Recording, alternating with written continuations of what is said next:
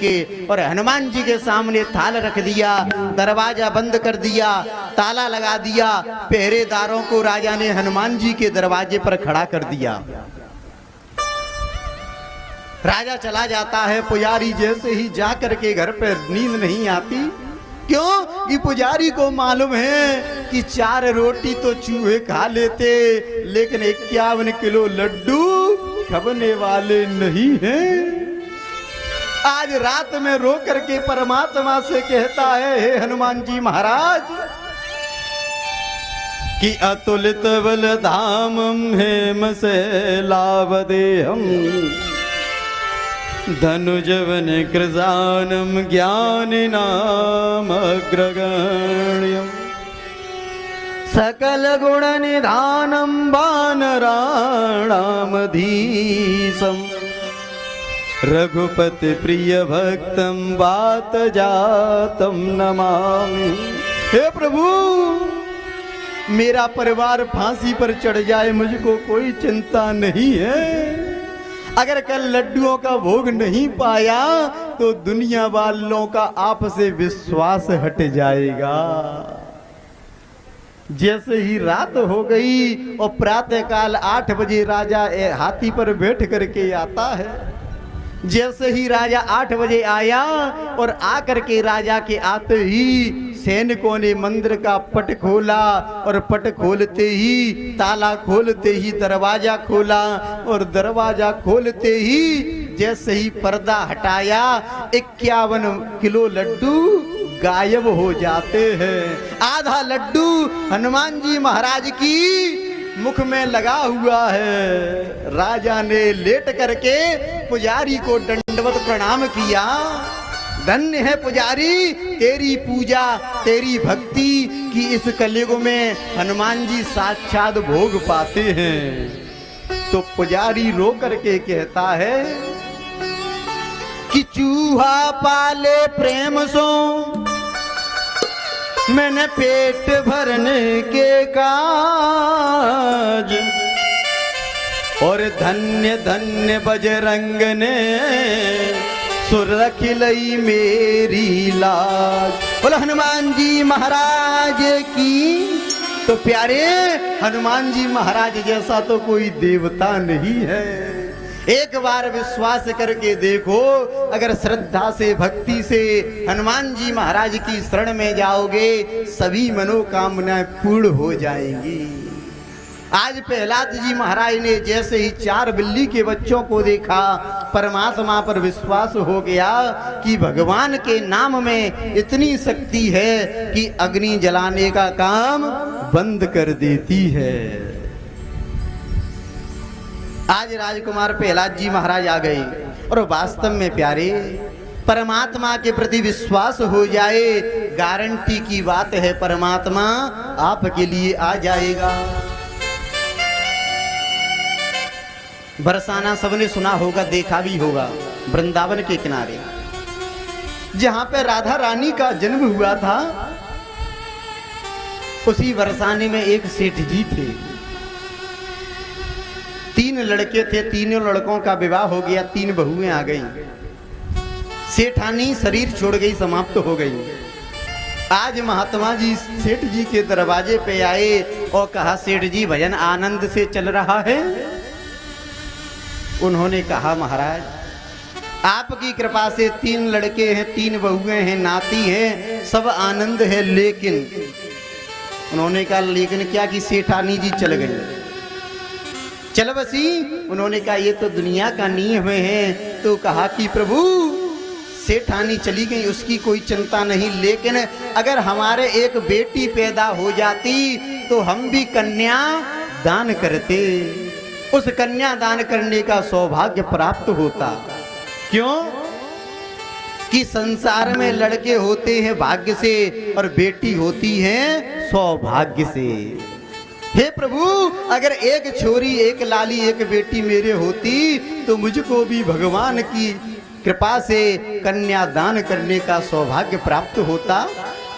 महात्मा ने कहा, संत तुम बेटी के लिए रो रहे हो? अरे राधा रानी को अपनी बिटिया मान लो। सेठ जी गए बाजार और राधा रानी का फोटो तस्वीर लेकर के आए और अलमारी में रख दी और सुंदर सेवा भाव से भक्ति से राधा रानी की पूजा करते हैं। हमारी आपकी तरह नहीं कि अगरबत्ती दीपक घुमाया और 4 चिरौंजी रखी, हो गई पूजा। सेठ जी ने राधा रानी को बेटी ही मान लिया। राधा रानी किशोरी जी उस फोटो में से सेठ जी से बात करती हैं। सेठ जी कहते हैं राधा रानी किशोरी दुकान खोल लें कि हाँ पिताजी दुकान खोल लो। हे राधा बेटी भोजन पाले कि हाँ पिताजी प्रसाद पालो। अगर राधा रानी मना कर देती है तो चाहे लाखों का घाटा क्यों न पड़ जाए, लेकिन सेठ जी दुकान नहीं खोलते। कई समय बीत गया। एक दिन सेठ जी की बहुओं को मनिहारी चूड़ी पहनाने के लिए आई।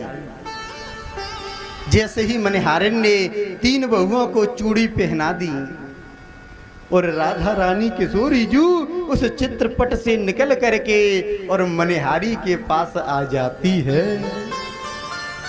कहा हे मनिहारिन ये 4-4 चूड़ी मुझको भी पहना दोगी। मनिहारी को क्या मालूम ये कौन बेटी है। और जैसे ही मनिहारी ने चूड़ी पहनाई और 3 बहुएं राधा रानी को पैसा दुकान से मिलता था। मनिहारी सेठ जी के पास पैसा लेने के लिए गई। मध्य का जमाना था। जैसे ही सेठ जी ने 6 आने पैसे दिए, मनिहारिन ने मना कर दिया हुजूर आज 6 आने नहीं, आज तो पूरे 8 आना लूंगी। सेठ जी ने कहा क्या महंगाई बढ़ गई? अरे एक बहू के 2 आने होते हैं, 3 बहुएं हैं 6 आने हो गए कि नहीं सेठ जी आज 4 बहू बेटियों ने चूड़ी पहनी है, 4 सदस्यों ने। सेठ जी ने कहा मनिहारिन 2 आने के लिए क्यों झूठ बोल रही है? मेरे घर पे केवल 3 बहुएं लेडीज हैं, इनके अलावा कोई चौथी लेडीज नहीं है। फिर चौथी कौन है? मनिहारिन कहती है सेठ जी मुझको मालूम नहीं, लेकिन 4 लेडीजों ने मुझसे चूड़ी पहनी है। सेठ जी 8 आना देते नहीं है, मनिहारिन 6 आना लेती नहीं है। बिना पैसा लिए मनिहारिन चली जाती है। रात्रि को सेठ जी आए, बेटी राधा रानी भोजन पाले? हाँ पिताजी प्रसादी पालो। सेठ जी ने भोजन पा लिया। रात के 12 बजे राधा रानी सपने में आकर के सेठ जी से क्या कहती है कि सपने में आए के बोली ओ ब्रसभान सुता और तन आसन जानतात ना तो ना निभायो है। पिताजी आपने बेटी तो मान लिया, लेकिन 2 आने के लिए इस बेटी को भूल गए कि चूड़ी पहन लीनी मैंने पिता घर जान काल और मनिहारिन को तुमने मोल ना चुकायो है। 3 बहुएं याद रही जा बेटी की न करी याद और कहत श्री राधिका को हियो भर आयो है।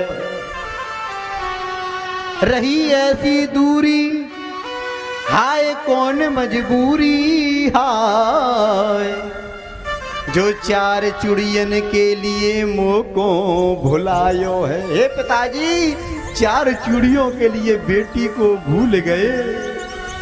रात्रि में सेठ जी की नींद खुली। दौड़ करके सेठ जी मनिहारिन के पास जाते हैं। दरवाजा खटखटाया। रात्रि के 12 बजे जैसे ही मनिहारिन ने दरवाजा खोला, आज सेठ जी 8 आना दे रहे हैं, लेकिन मनिहारिन ले नहीं रही है। सेठ जी कहते हैं कि धन धन भाग्य तेरो मनिहारी, मैंने जानी सुता किंतु निज नैनन नहीं निहारी। और चूड़ी पहन गई तुई कर सो सोई ब्रसवान दुलारी। बेटी की चूड़ी पहनाई और ले जाऊं बलिहारी। जन राकेश क्षमा कर दीजो क्षमियो भूल हमारी। सजन भय दो नयन और मुख सो कड़े न बोल। और मन हारिन के पाइन तन लगे चुकावन मोल। आज सेठ जी मनहारी के पैरों में गिर गए और कहा मुझको क्षमा कर देना। मैंने तो कोई साधारण बेटी समझी, लेकिन तीनों लोगों की स्वामी राधा रानी निकली। तो किशोरी जी को देख करके आज मनहारी क्या कहती है सेठ जी कि जब मिला मोय अमोल धन।